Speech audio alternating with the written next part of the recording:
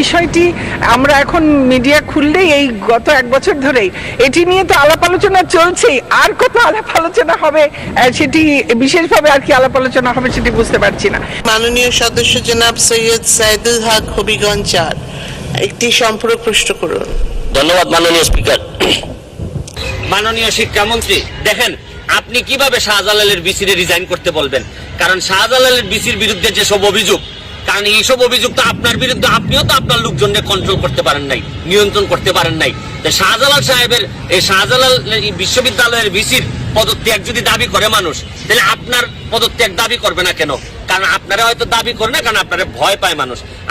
আপনি এবং আপনার এই আত্মীয় স্বজনরা শুধু যে সরকারের 359 কোটি টাকা নিতে চাইছিলেন, জনগণের টাকা নিতে চাইছিলেন তা কিন্তু না। আপনারা এখন এই বিশ্ববিদ্যালয়টা চাঁদপুরে যতদিন দেরি হবে হইতে, এটার কারণ আপনি এবং আপনার পরিবার। বিষয়টি আমরা এখন